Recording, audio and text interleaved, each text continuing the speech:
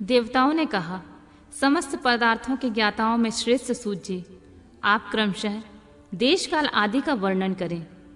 सूत जी बोले, महर्षियों, देव यज्ञ आदि कर्मों से अपना शुद्ध ग्रह समान फल देने वाला होता है, अर्थात अपने घर में किए हुए देव यज्ञ आदि का शास्त्रोक्त फल से सम मात्रा में देने वाले होते हैं। गौशाला का स्थान घर की अपेक्षा 10 गुना फल देता है। जलाशय का तट उससे भी 10 गुना महत्व रखता है। जहाँ बेल, तुलसी आदि पीपल वृक्ष का मूल निकट हो, वहाँ स्थान जलाशय के तट से 10 गुना फल देने वाला होता है। देवालय को उससे भी 10 गुने महत्व का स्थान समझना चाहिए।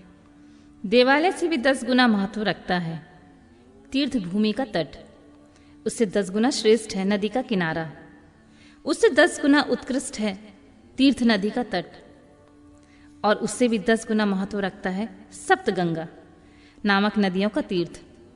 गंगा, गोदावरी, कावेरी, ताम्रपर्णी, सिंधु, सरयू और नर्मदा, इन 7 नदियों को सप्तगंगा कहा गया है।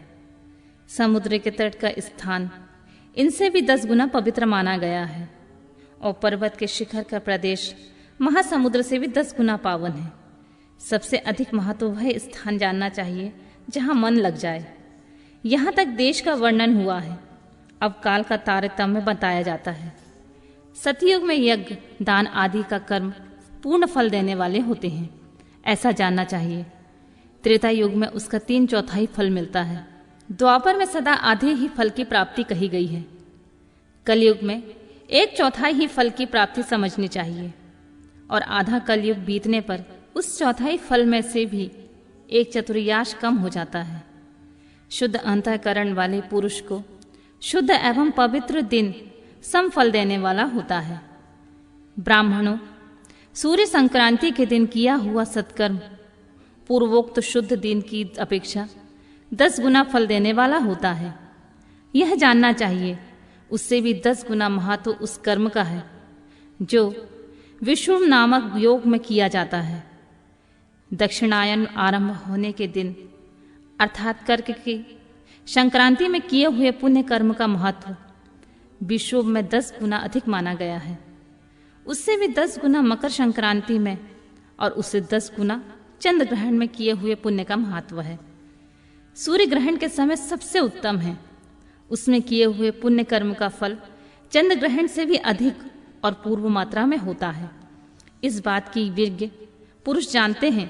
जगत रूपी सूर्य का राहु रूपी विष से संयोग होता है, इसलिए सूर्य ग्रहण का समय रोग प्रदान करने वाला होता है। अतः उस विष की शांति के लिए उस समय स्नान, दान और जप करें। वह काल विष की शांति के लिए उपयोगी होने के कारण पुण्य पद माना गया है। जन्म नक्षत्र के दिन तथा व्रत की पूर्ति के दिन समय सूर्य ग्रहण के समान ही समझा जाना चाहिए, परंतु महापुरुषों के संग का काल करोड़ों सूर्य ग्रहण के समान पावन है, ऐसा ज्ञानी पुरुष जानते मानते हैं। तपोनिष्ठ योगी तथा ज्ञाननिष्ठ यति ये पूजा के पात्र हैं, क्योंकि ये पापों के नाश के कारण होते हैं। जिसने 24 लाख गायत्री का जप कर लिया हो, वह ब्राह्मण भी पूजा का उत्तम पात्र है। वह संपूर्ण फलों और भोगों को दान देने में समर्थ है। जो पतन से त्राण करता है, अर्थात नरक में गिरने से बचाता है, उसके लिए इसी गुण के कारण शास्त्र में पात्र शब्द का प्रयोग किया गया है। वह दाता का पातक से त्राण करने के कारण पात्र कहलाता है। गायत्री अपने गायक का पतन से त्राण करती है, इसलिए वह गायत्री कहलाती है। जैसे इस लोक में जो धनहीन है, जो दूसरों को धन नहीं देता, जो यहाँ धनवान है वही दूसरों को धन दे सकता है, उसी तरह जो स्वयं शुद्ध और पवित्र आत्मा है वही दूसरे मनुष्यों का त्राण या उद्धार कर सकता है। जो गायत्री का जप करके शुद्ध हो गया है वही शुद्ध ब्राह्मण कहलाता है। इसीलिए दान, जप, ओम और पूजा सभी कर्मों के लिए वही शुद्धि पात्र होता है। ऐसा ब्राह्मण ही दान और रक्षा करने की पात्रता रखता है। स्त्री हो या पुरुष, जो भी भूखा हो वही अन्नदान का पात्र है। जिसको जिस वस्तु की इच्छा हो उसे वह वस्तु बिना मांगे ही दे दी जाए तो उस दान का पूरा पूरा फल प्राप्त होता है। ऐसा महर्षियों की मान्यता है कि जो सवाल या याचना करने के बाद दिया गया हो वह दान आधा ही फल देने वाला होता है। अपने सेवक को दिया हुआ दान 1/4 फल देने वाला होता है। विप्रवरु जो जाति मात्र से ब्राह्मण है और दीनता पूर्वक वृत्ति से जीवन बिता रहा है, उसे दिया हुआ धन का दान दाता को इस भूतल पर 10 वर्षों तक भोग प्रदान करने वाला होता है। वही दान यदि वेद वेत्ता ब्राह्मण को दिया जाए तो वह स्वर्ग लोक में देवताओं की वर्ष से 10 वर्षों तक दिव्य भोग देने वाला होता है। शील और उच्च वृत्ति से लाया हुआ और गुरु दक्षिणा में प्राप्त हुआ अन्य धन शुद्ध द्रव्य कहलाता है। उसका दान दाता को पूर्ण फल देने वाला बताया गया है। क्षत्रियों का शौर्य से कमाया हुआ धन, वैश्यों का व्यापार से आया हुआ और शूद्रों का सेवा वृत्ति से किया प्राप्त हुआ धन उत्तम द्रव्य कहलाता है। धर्म की इच्छा रखने वाली स्त्रियों को जो धन पिता अथवा पति से मिला हुआ होता है उनके लिए वह उत्तम द्रव्य है।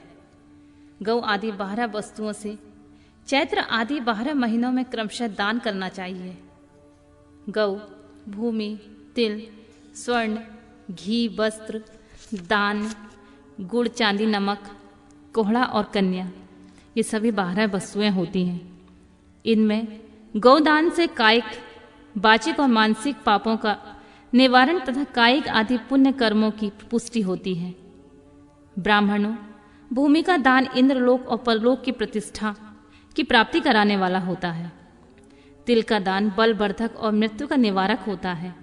सुवर्णा का दान जठर अग्नि को बढ़ाने वाला तथा वीर्यदायक होता है। घी का दान पुष्टिकारक होता है। वस्त्र का दान आयु की वृद्धि कराने वाला होता है, ऐसा जानना चाहिए। धान्य का दान अन्य धन की समृद्धि का कारण होता है। गुड़ का दान मधुर भोजन प्राप्ति कराने वाला होता है। चांदी के दान से वीर्य की वृद्धि होती है। लवण के दान षड्रस भोजन की प्राप्ति कराता है। सब प्रकार का दान सारी समृद्धि के लिए, सिद्धि के लिए होता है। विद्वान पुरुष कुष्मांड के दान को पुष्टिदायक मानते हैं। कन्या का दान आजीवन भोग देने वाला कहा गया है। ब्राह्मणों, वह लोक और परलोक में भी संपूर्ण भोगों की प्राप्ति कराने वाला होता है। विद्वान पुरुष को चाहिए कि जिन वस्तुओं के श्रवण आदि इंद्रियों से तृप्ति होती है उनका सदा दान करे। श्रोत आदि 10 इंद्रियों को जो शब्द आदि इस 10 विषय हैं उनका दान किया जाए तो वे भोगों की प्राप्ति कराते हैं तथा दिशा आदि इंद्रिय देवताओं को संतुष्ट करते हैं। वेद और शास्त्रों के गुरुमुख से ग्रहण करके गुरु के उपदेश से अथवा स्वयं ही बोध कराने के पश्चात जो बुद्धि का यह निश्चय होता है कि कर्मों का फल अवश्य मिलता है, इसी को उच्च कोटि की आस्तिकता कहते हैं। भाई बंधु अथवा राजा के भय से जो आस्तिकता बुद्धि या श्रद्धा होती है वह कनिष्ठ श्रेणी की आस्तिकता है जो सर्वथा दरिद्र है। इसलिए जिसके पास सभी वस्तुओं का अभाव है वह वाणी अथवा कर्म द्वारा यजन करे। मंत्र, स्त्रोत और जप आदि को वाणी द्वारा किया गया यजन समझना चाहिए तथा तीर्थ यात्रा और व्रत आदि को विद्वान पुरुष शारीरिक यजन मानते हैं। जिस किसी भी उपाय से थोड़ा हो या बहुत देवतार्पण बुद्धि से जो किया हुआ हो अथवा किया जाए वह दान या सत्कर्म भोगों की प्राप्ति कराने में समर्थ होता है। तपस्या, दान ये 2 कर्म मनुष्य को सदा करने चाहिए। ऐसा ग्रह दान का योग करना चाहिए जो अपने वर्ण, चमक दमक या सफाई और गुण सुख सुविधा से सुशोभित हो। बुद्धिमान पुरुष देवताओं की तृप्ति के लिए जो कुछ देते हैं वह अतिशय मात्रा में और सब प्रकार के भोग प्रदान करने वाला होता है। उस दान को विद्वान पुरुष यह लोक और परलोक में उत्तम जन्म तथा सदा सुलभ होने वाला भोग पाता है। ईश्वरार्पण बुद्धि से यज्ञ, दान आदि कर्म करके मनुष्य मोक्ष फल का भागी होता है। ऋषियों ने कहा, साधु शिरोमणि, अब आप पार्थिव प्रतिमा की पूजा का विधान बताइए जिससे समस्त अभीष्ट वस्तुओं की प्राप्ति होती है। सूत जी बोले, महर्षियों, तुम लोगों ने बहुत उत्तम बात पूछी है। पार्थिव प्रतिमा का पूजन सदा संपूर्ण मनोरथ को देने वाला होता है तथा दुख का तत्काल निवारण करने वाला होता है। मैं उसका वर्णन करता हूँ, तुम लोग उसे ध्यान देकर सुनो। पृथ्वी आदि की बनी हुई देव प्रतिमाओं की पूजा इस भूतल पर अभीष्टदायक मानी गई है। निश्चय ही इसमें पुरुषों का और स्त्रियों का भी अधिकार है। नदी, पोखरों अथवा कुएं में प्रवेश करके पानी के भीतर से मिट्टी लेकर आए, फिर गंध चूर्ण के द्वारा उसका संशोधन करें, फिर शुद्ध मंडप में रखकर उसे महीन पीसे या साने।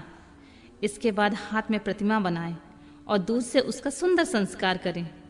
उस प्रतिमा के अंग प्रत्यंग अच्छी तरह से प्रकट हुए हों, वह सब प्रकार के अस्त्र शस्त्रों से संपन्न बनाई गई हो। तदनंतर उसे पद्या आसन में स्थापित करके आदरपूर्वक उसका पूजन करें।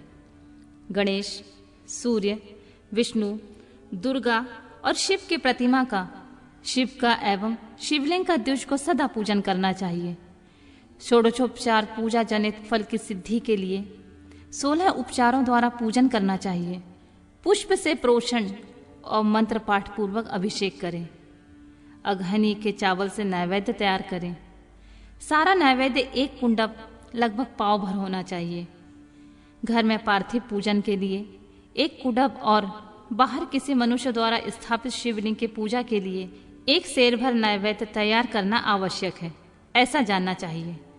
देवताओं द्वारा स्थापित शिवलिंग के लिए 3 सेर नैवेद्य अर्पित करना उचित है और स्वयं प्रकट हुए स्वयंभू लिंग को 5 सेर, ऐसा करने पर पूर्ण फल की प्राप्ति समझनी चाहिए। इस प्रकार सहस्त्रवार पूजा करने से द्विज सत्रलोक को प्राप्त कर लेता है। 12 अंगुल चौड़ा, इससे दूना और 1 अंगुल अधिक अर्थात 25 अंगुल लंबा या 15 अंगुल चौड़ा जो लोहे या लकड़ी का बना हुआ पात्र होता है, उसे विद्वान पुरुष शिव कहते हैं। उसका 8वां भाग प्रस्थ कहलाता है, जो 4 कुड़ब के बराबर माना गया है। मनुष्य द्वारा स्थापित शिवलिंग के लिए 10 प्रस्थ, ऋषियों के द्वारा स्थापित शिवलिंग के लिए 100 प्रस्थ और स्वयंभू शिवलिंग के लिए 1 सहस्त्र प्रस्थ नैवेद्य निवेदन किया जाए तथा जल, तेल आदि एवं गंध द्रव्यों से भी यथा योग्य मात्रा रखी जाए, तो यह उन शिवलिंगों की महापूजा बताई गई है। देवता का अभिषेक करने से आत्मशुद्धि होती है, गंध से पुण्य की प्राप्ति होती है, नैवेद्य लगाने से आयु बढ़ती है और तृप्ति होती है, धूप निवेदन करने से धन की प्राप्ति होती है, दीप दिखाने से ज्ञान का उदय होता है और तांबुल समर्पण करने से भोग की उपलब्धि होती है। इसीलिए स्नान आदि 6 उपचारों को यंत्र पूर्वक अर्पित करें। नमस्कार और जप, ये दोनों संपूर्ण अभीष्ट फल को देने वाले होते हैं। इसलिए भोग और मोक्ष की इच्छा रखने वाले लोगों को पूजा के अंत में सदा ही जप और नमस्कार करने चाहिए। मनुष्य को चाहिए कि वह सदा पहले से मन से पूजा करके फिर उन उपचारों से करे। देवताओं की पूजा से उन देवताओं की लोकों की प्राप्ति होती है तथा उनके अवान्तर लोक में भी यथेष्ट भोग की वस्तुएं उपलब्ध होती हैं। अब मैं देव पूजा से प्राप्त होने वाले विशेष फलों का वर्णन करता हूं। तीजो, तुम लोग श्रद्धा पूर्वक सुनो। विघ्नराज गणेश जी की पूजा से भूलोक में उत्तम अभीष्ट वस्तुओं की प्राप्ति होती है। शुक्रवार को श्रावण और भाद्रपद मासों में शुक्ल पक्ष की चतुर्थी को और पौष मास में शतभिषा नक्षत्र के आने पर विधि पूर्वक गणेश जी की पूजा करनी चाहिए। 100 या सहस्त्र दिनों में 100 या सहस्त्र बार पूजा करें। देवता और अग्नि में श्रद्धा रखते हुए किए जाने वाला उनका नित्य पूजा मनुष्यों को पुत्र एवं अभीष्ट वस्तु प्रदान करता है। वह समस्त पापों का शमन तथा भिन्न भिन्न दुष्कर्मों को विनाश करने वाला है। विभिन्न वारों से हुई शिव आदि की पूजा को आत्मशुद्धि प्रदान करने वाली समझना चाहिए।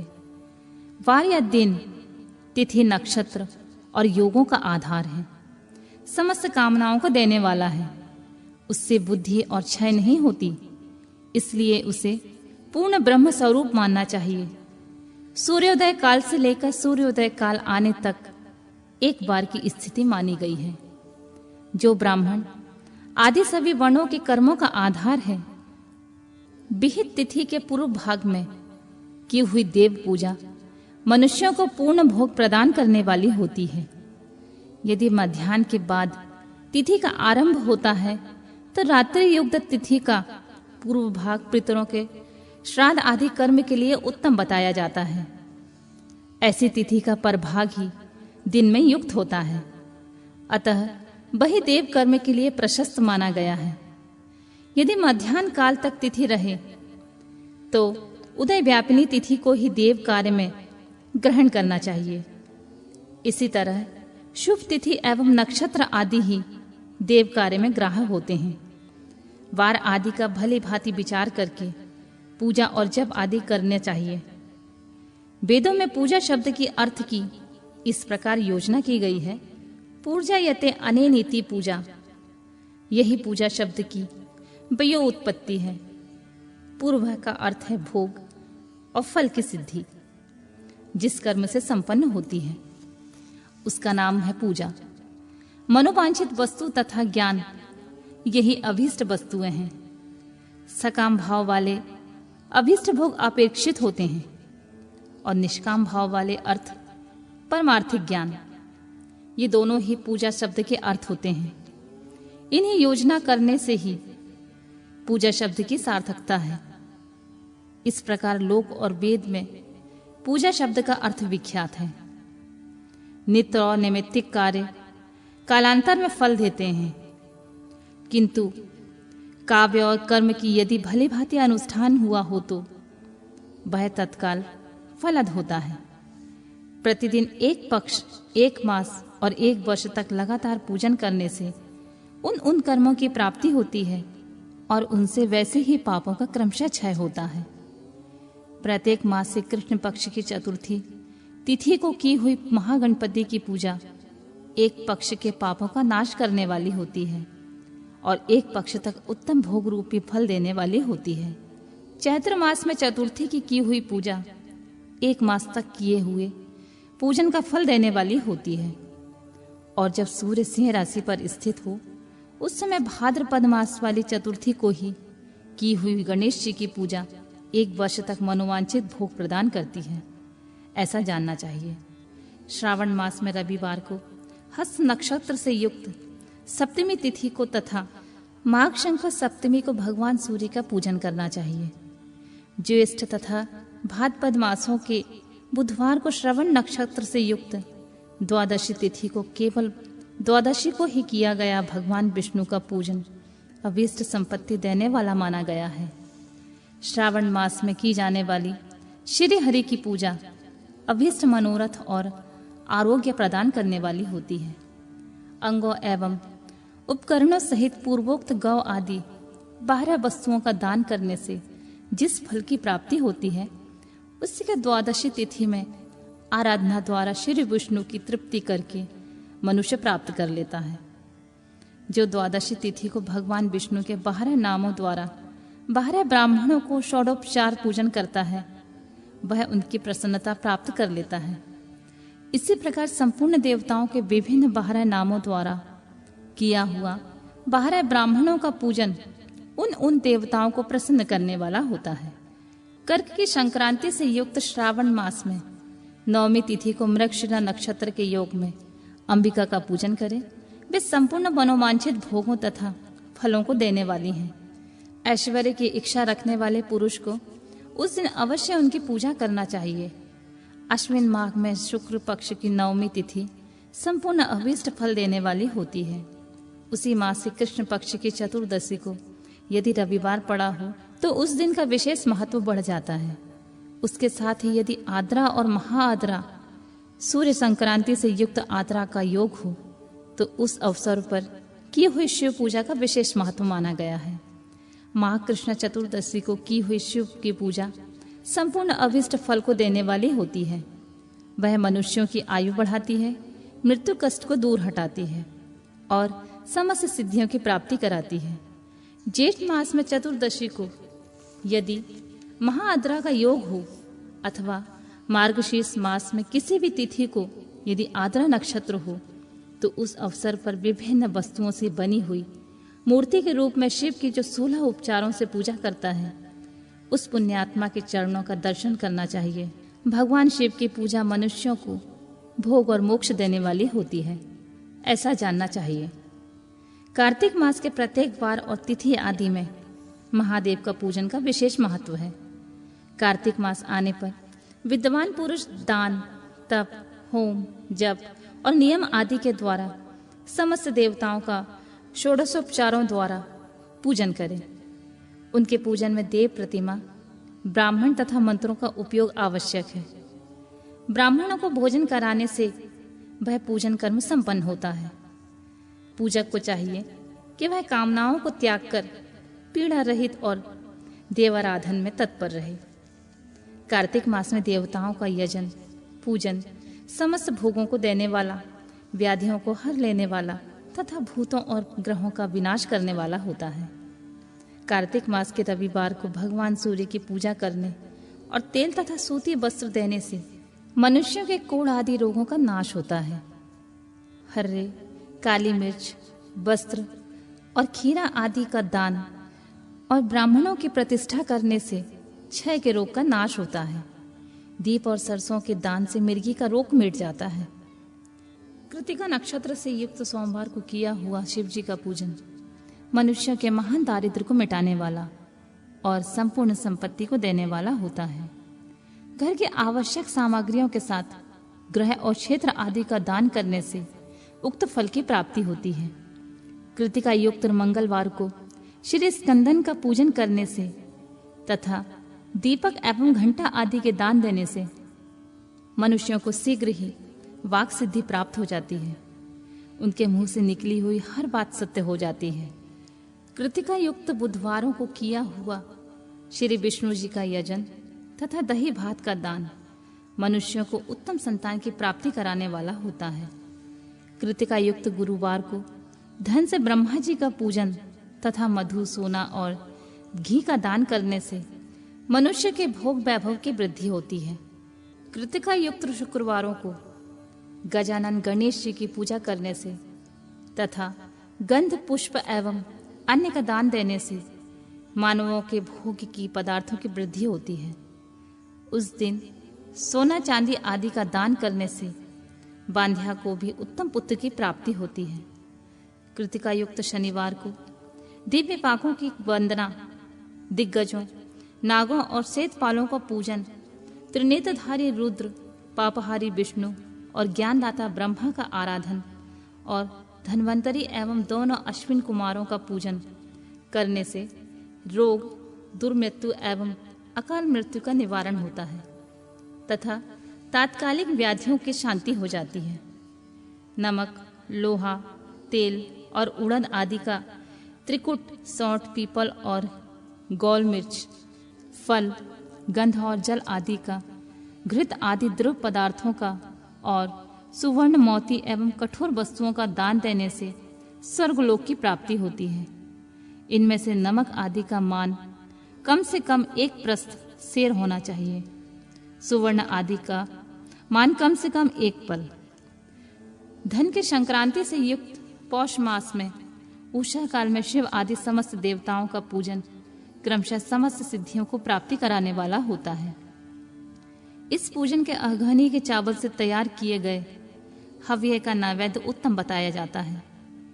पौष मास में नाना प्रकार के अन्न का नैवेद्य विशेष महत्व रखता है। मार्गशीर्ष मास में केवल अन्न का दान करने वाले मनुष्य को ही संपूर्ण अभीष्ट फलों की प्राप्ति हो जाती है। मार्गशीर्ष मास में अन्न का दान करने वाले मनुष्यों के सारे पाप नष्ट हो जाते हैं। वह अभीष्ट सिद्धि, आरोग्य, धर्म, वेद का सम्यक ज्ञान, उत्तम अनुष्ठान का फल, इहलोक एवं परलोक में महान भोग, अंत में सनातन योग, मोक्ष तथा वेदांत ज्ञान की सिद्धि प्राप्त कर लेता है। जो भोग की इच्छा रखने वाला होता है वह मनुष्य मार्गशीर्ष माघ आने पर कम से कम 3 दिन भी उषा काल में अवश्य देवताओं का पूजन करे और पौष मास में पूजन से खाली न जाने दे। उषा काल से लेकर शैगव काल तक और पूषा काल में पूजन का विशेष महत्व माना गया है।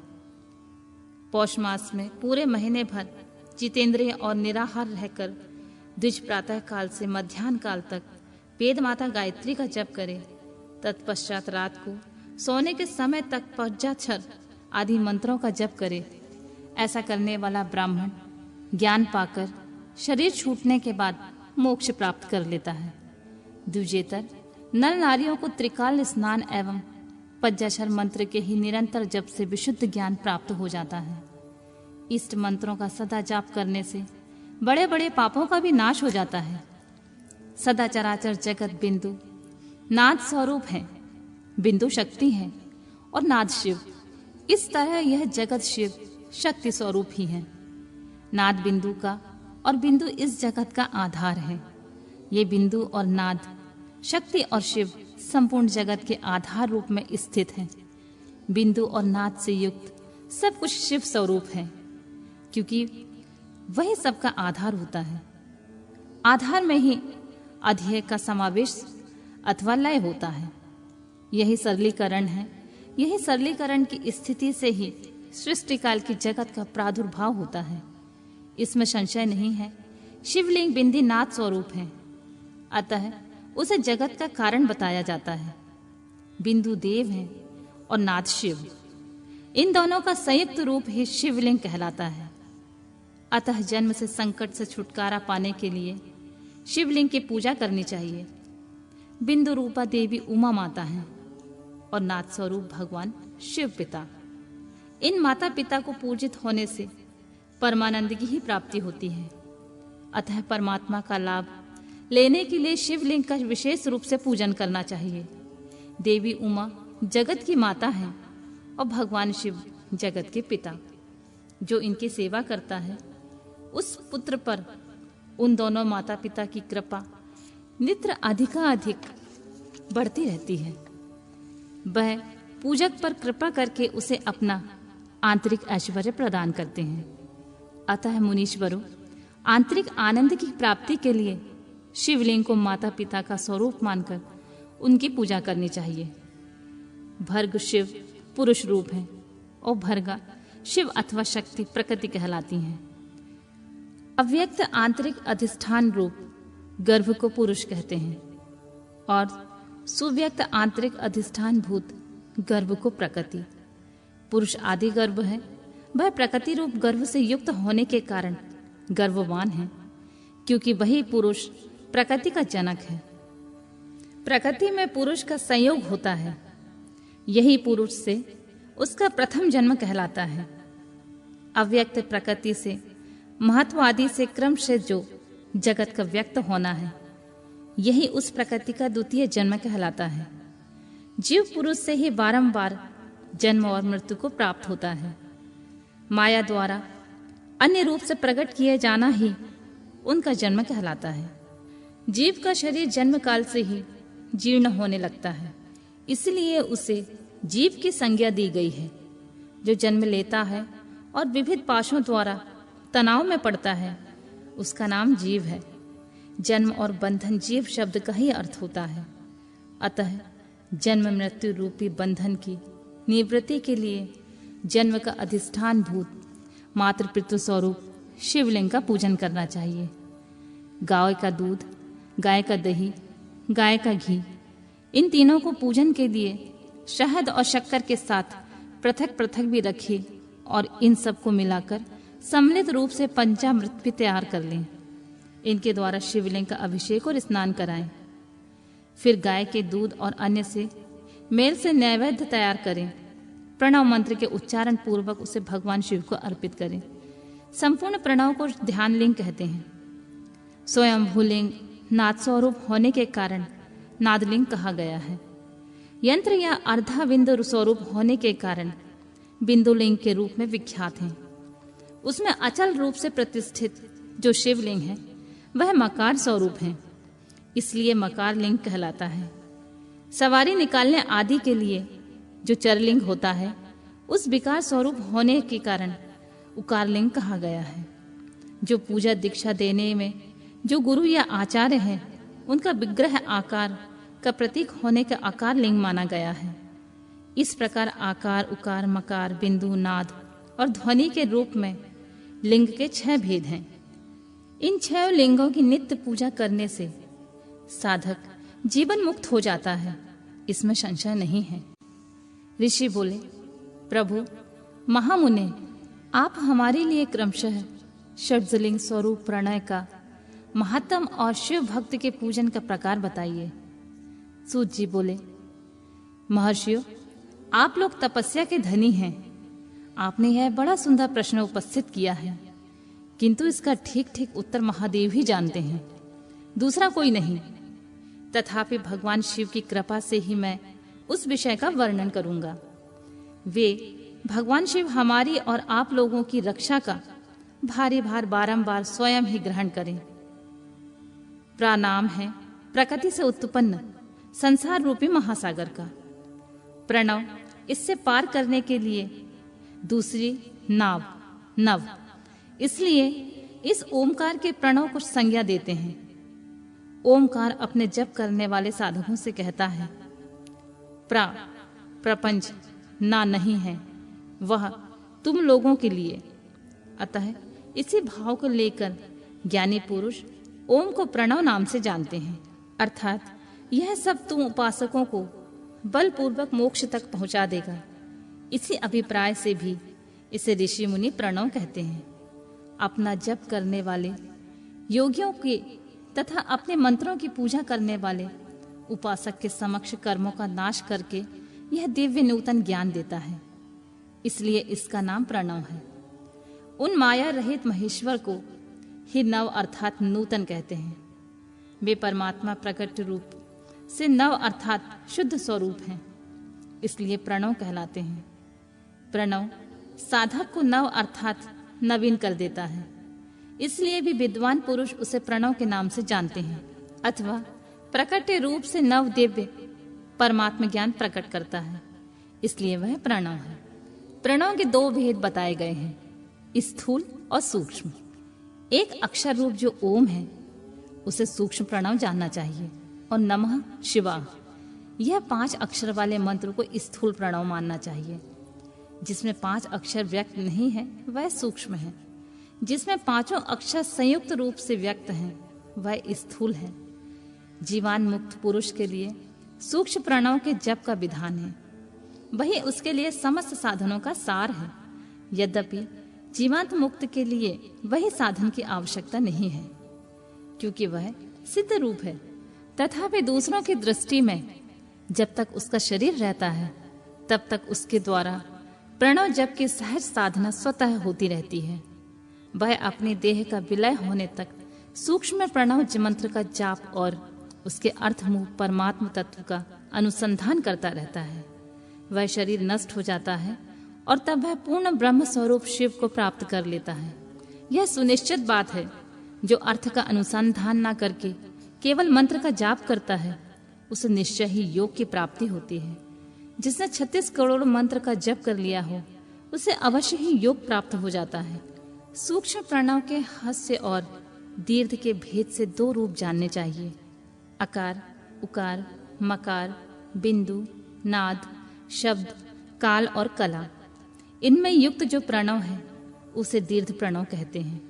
वह योगियों के ही हृदय में स्थित होता है। मकार पर्यंत जो ओम है वह अउमा इन तीनों शब्द से युक्त होता है। इसी को हव्य प्रणव कहते हैं। आ शिव है, उ शक्ति है और मकार इन दोनों की एकता होती है। यह त्रितत्व रूप है। ऐसा समझकर हस्व प्रणव का जाप करना चाहिए। जो अपने समस्त पापों का क्षय करना चाहते हैं उनके लिए यह हस्व प्रणव का जाप अत्यंत आवश्यक होता है। पृथ्वी, जल, तेज, वायु और आकाश, ये 5 भूत तथा शब्द, स्पर्श आदि इनके 5 विषय, ये सब मिलकर 10 वस्तुएं मनुष्यों की कामना के विषय हैं। इनकी आशा मन में लेकर जो कर्मों के अनुष्ठान में संलग्न होते हैं वे 10 प्रकार के पुरुष प्रवर्त कहलाते हैं अथवा प्रवर्तगामी कहलाते हैं। तथा जो निष्काम भाव से शास्त्र विहित कर्मों का अनुष्ठान करते हैं वे निवृत्त कहे गए हैं। प्रवर्त पुरुषों को हस्व प्रणव का जाप करना चाहिए और निवृत्त पुरुषों को दीर्घ प्रणव का। व्याहतियों तथा मंत्र आदि से इच्छा अनुसार शब्द और कला से युक्त प्रणव का उच्चारण करना चाहिए। वेदों के आदि में और दोनों संध्याओं की उपासना के समय भी ओमकार का उच्चारण करना चाहिए। प्रणव का 9 करोड़ जप करने से मनुष्य शुद्ध हो जाता है। फिर 9 करोड़ का जाप करने से वह पृथ्वी तत्व पर विजय पा लेता है। तत्पश्चात पुनः 9 करोड़ का जप करके वह जल तत्व को जीत लेता है। पुनः 9 करोड़ जप से अग्नि तत्व पर विजय पा लेता है। तदंतर फिर 9 करोड़ का जाप करने पर वह वायु तत्व पर विजय पा लेता है। फिर 9 करोड़ के जप से आकाश को अपने अधिकार में कर लेता है। इसी प्रकार 9 करोड़ का जप करके वह क्रमशः गंध, रस, रूप, स्पर्श और शब्द पर विजय पाता है। इसके बाद फिर 9 करोड़ का जाप करके अहंकारों को भी जीत लेता है। इस तरह 108 करोड़ प्रणव का जप करके उत्कृष्ट बोध को प्राप्त किया हुआ पुरुष शुद्ध योग का लाभ करता है। शुद्ध योग से युक्त होने पर वह जीवांत मुक्त हो जाता है, इसमें संशय नहीं है। सदा प्रणव का जप और प्रणव रूपी शिव का ध्यान करते समय समाधि में स्थित हुआ महायोगी पुरुष साक्षात शिव ही होता है, इसमें कोई संशय नहीं होता। पहले अपने शरीर में प्रणव के ऋषि छंद और देवता आदि का न्यास करके फिर जप आरंभ करना चाहिए। अकार आदि मातृत्व का वर्णों से युक्त प्रणव का अपने अंगों में न्यास करके मनुष्य ऋषि हो जाता है।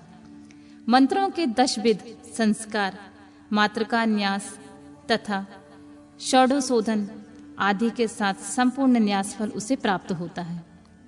प्रवृत्ति तथा प्रवृत्ति निवृत्ति से मिश्रित भाव वाले पुरुषों के लिए स्थूल प्रणव का जाप ही अभीष्ट साधक होता है।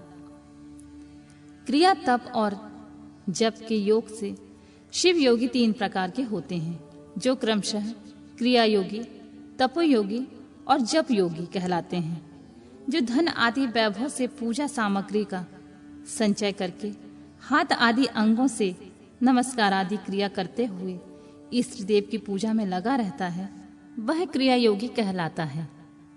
पूजा में संलग्न रहकर जो परिमित भोजन करता है, बाहरी इंद्रियों को जीतकर वश में किए रहता है और मन को भी वश में करके परद्रोह आदि से दूर रहता है, वह तप योगी कहलाता है। इन सभी सद्गुणों से युक्त होकर जो सदा शुद्ध भाव से रहता है तथा समस्त काम आदि दोषों से रहित हो शांत चित्त से निरंतर जप किया करता है, उसे महात्मा पुरुष जप योगी मानते हैं। जो मनुष्य 16 प्रकार के उपचारों से शिव योगी महात्माओं की पूजा किया करता है, वह शुद्ध होकर सालों के आदि के क्रम से उत्तरोत्तर उत्कृष्ट मुक्ति को प्राप्त कर लेता है। द्विजो, अब मैं जप योग का वर्णन करता हूँ, तुम सब लोग ध्यान देकर सुनो। तपस्या करने के लिए जप का उपदेश किया गया है, क्योंकि वह जप करते करते अपने आप को सर्वथा शुद्ध कर लेता है। ब्राह्मणों, पहले नमः पद हो, उसके बाद चतुर्थी विभक्ति में शब्द शिव हो तो पज्जा तत्वात्मक तत्व नमः शिवाय मंत्र होता है। इसे शिव पज्जाक्षर कहते हैं। यह स्थूल प्रणव रूप है। इस पज्जाक्षर के जप से ही मनुष्य संपूर्ण सिद्धियों को प्राप्त कर लेता है। पज्जाक्षर मंत्र के आदि से ओमकार लगाकर ही सदा उसका जप करना चाहिए। दूजो, गुरु के मुख से पज्जाक्षर मंत्र का उपदेश पाकर जहाँ सुखपूर्वक निवास किया जाता है, ऐसी उत्तम भूमि पर महीने के पूर्व पक्ष में आरंभ करके कृष्ण पक्षी की चतुर्दशी तक निरंतर जप करता रहे। माघ और भादों के महीने अपना विशिष्ट महत्व रखते हैं। यह समय सब समयों से उत्तोत्तम माना गया है। साधक को चाहिए वह प्रतिदिन एक बार परिमित भोजन करे, मौन रहे, इंद्रियों को वश में रखे, अपने स्वामी और माता पिता की नित्य सेवा करे। इस नियम से रहकर जप करने वाला पुरुष एक सहस्त्र जप से ही शुद्ध हो जाता है, अन्यथा वह ऋणी होता है।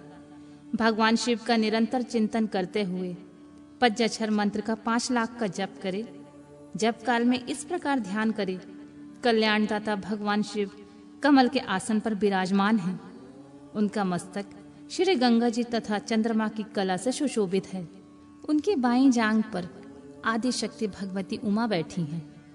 वहां खड़े हुए बड़े बड़े गण भगवान शिव की शोभा बढ़ा रहे हैं। महादेव जी अपने चारों हाथों में मृग मुद्रा, टंग तथा वर और अभय की मुद्राएं धारण किए हुए हैं। इस प्रकार सदा सब पर अनुग्रह करने वाले भगवान सदाशिव का बारंबार स्मरण करते हुए हृदय और सूर्यमंडल से पहले उनकी मानसिक पूजा करके फिर पूर्वाभिमुख हो जाकर पूर्वोक्त पंचाक्षरी विद्या का जाप करें। उन दिनों साधक सदा ही शुद्ध कर्म करें। जप की समाप्ति के दिन कृष्ण पक्ष की चतुर्दशी को प्रातःकाल नित्य कर्म करके शुद्ध एवं सुंदर स्थान में शौच संतोष आदि नियमों से युक्त हो शुद्ध हृदय से पंचाक्षर मंत्र का 12 सहस्त्र जप करें। तत्पश्चात 5 सपत्नीक ब्राह्मणों को जो श्रेष्ठ और शिव भक्त हों वरण करें। इनके अतिरिक्त एक श्रेष्ठ आचार्य प्रवर का भी वरण करें और उसे साम्य सदाशिव का स्वरूप समझें। ईशान तत्पुरुष, अघोर, वामदेव तथा सज्जोजात, इन 5 के प्रतीक स्वरूप 5 ही श्रेष्ठ और शिव भक्त ब्राह्मणों को वरण करने के पश्चात पूजन सामग्री को एकत्रित करके भगवान शिव का पूजन आरंभ करें। विधि पूर्वक शिव की पूजा संपन्न करके होम आरंभ करें।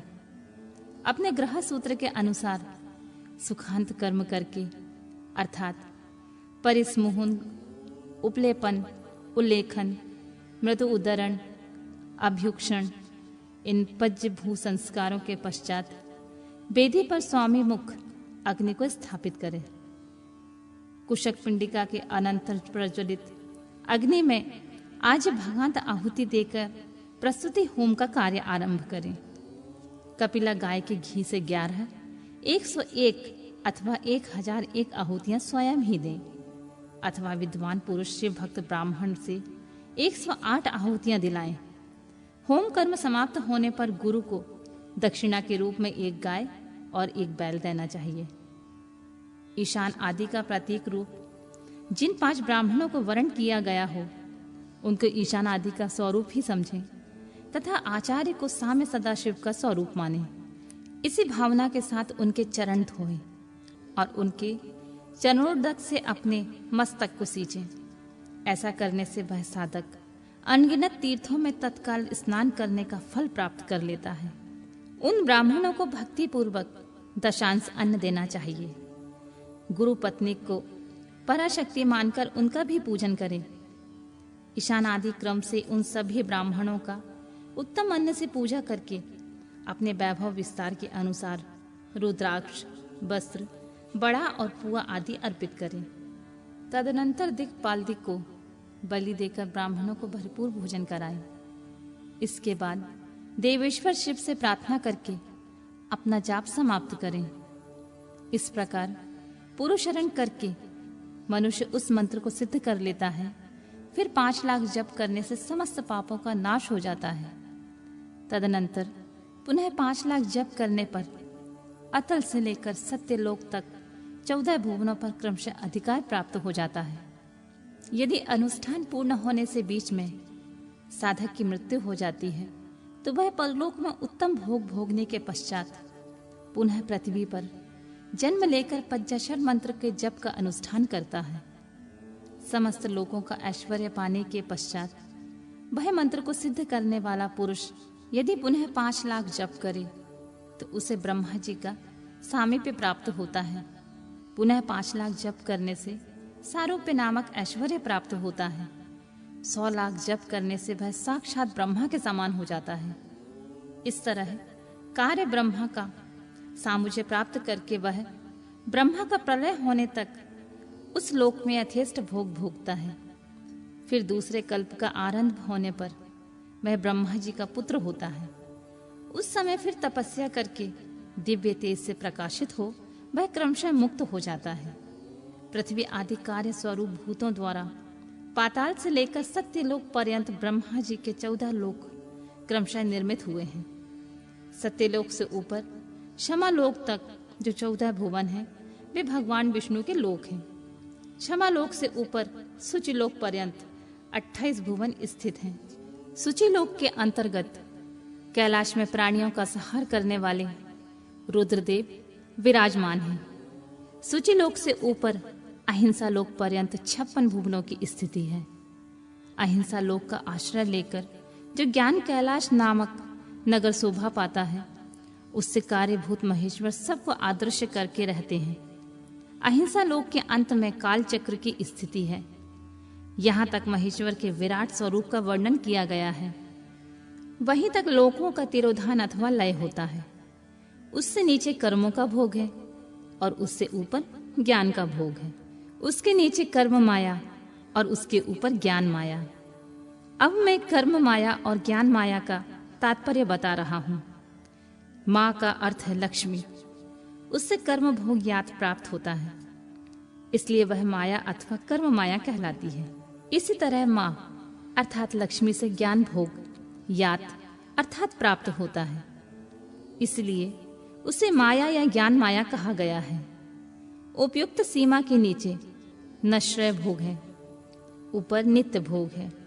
उससे नीचे ही तिरोधान अथवा लय है और ऊपर नहीं। वहां से नीचे ही कर्ममय पाशों द्वारा बंधन होता है, ऊपर बंधन का सदा अभाव होता है। उससे नीचे ही जीव सकाम कर्मों का अनुसरण करते हुए विभिन्न लोकों में योनियों के चक्कर काटते हैं। उसके ऊपर के लोकों में निष्काम कर्म का ही भोग बताया गया है। बिंदु पूजा में तत्पर रहने वाले उपासक वहां से नीचे के लोकों में ही घूमते हैं। उसके ऊपर तो निष्काम भाव से शिवलिंग की पूजा करने वाले उपासक ही जाते हैं, जो एकमात्र शिव की उपासना में तत्पर हैं। वे उससे ऊपर के लोकों में जाते हैं। वहां से नीचे जीव कोटि है और ऊपर ईश्वर कोटि। नीचे संसारी जीव रहते हैं और ऊपर मुक्त पुरुष। नीचे कर्म लोक है और ऊपर ज्ञान लोक। ऊपर मद और अहंकार का नाश करने वाली नम्रता है। वहां जन्म जनित तिरोधान नहीं है। उसका निवारण किए बिना वहां किसी का प्रवेश संभव नहीं है। इस प्रकार तिरोधान का निवारण करने से वहां ज्ञान शब्द का अर्थ ही प्रकाशित होता रहता है। अधोभौतिक पूजा करने वाले लोग उससे नीचे के लोकों में ही चक्कर काटते रहते हैं। जो आध्यात्मिक उपासना करने वाले होते हैं वे ही उससे ऊपर को जाते हैं। जो सत्य अहिंसा आदि धर्मों से युक्त होकर भगवान शिव की पूजा में तत्पर रहते हैं, वे काल चक्र को पार कर जाते हैं। काल चक्रेश्वर की सीमा तक जो विराट महेश्वर लोक बताया गया है, उससे ऊपर वृषभ के आकार की धर्म की स्थिति है। वह ब्रह्मचर्य का मूर्ति रूप है। उसके सत्य, शौच, अहिंसा और दया ये 4 पाद हैं। वह साक्षात शिवलोक के द्वार पर खड़ा है। क्षमा उसके सींग है, शम कान है और वह वेद ध्वनि रूपी शब्द से विभूषित है। आस्तिकता उनके दोनों नेत्र हैं। विश्वासी उनकी श्रेष्ठ बुद्धि एवं मन है। क्रिया आदि धर्म रूपी जो वृषभ हैं, वे कारण आदि में स्थित हैं। ऐसा जानना चाहिए, उस क्रिया रूप वृषभाकार धर्म पर कालातीत शिव आरूढ़ होते हैं। ब्रह्मा, विष्णु और महेश्वर की जो अपनी अपनी आयु है, उसी को दिन कहते हैं। जहां धर्म रूपी वृषभ की स्थिति है, उससे ऊपर ना दिन है और ना रात्रि है। वहां जन्म मरण आदि भी नहीं है। वहां फिर से कारण स्वरूप ब्रह्मा जी के कारण सत्यलोक पर्यंत 14 लोक स्थित हैं, जो पज्जा भौतिक गंध से आदि से परे हैं। उनकी सनातन स्थिति है। सूक्ष्म गंध ही उनका स्वरूप है। उनमें ऊपर फिर कारण रूप विष्णु के 14 लोक स्थित हैं। उनमें भी ऊपर फिर कारण रूपी रुद्र के 28 लोकों की स्थिति मानी गई है। फिर उनमें भी ऊपर कारणेश शिव के 56 लोक विद्यमान हैं। तदनंतर शिव सम्मत ब्रह्मचार्य लोक हैं। फिर 5 आवरणों से युक्त ज्ञानमय कैलाश है, जहाँ 5 मंडलों, 5 ब्रह्म कलाओं और आदि शक्ति से संयुक्त आदिलिंग प्रतिष्ठित है। उसे परमात्मा शिव का शिवालय कहा गया है। वहीं पराशक्ति से युक्त परमेश्वर शिव निवास करते हैं। वे सृष्टि पालन, संहार, तिरोभाव और अनुग्रह इन 5 कृत्यों में प्रवीण हैं।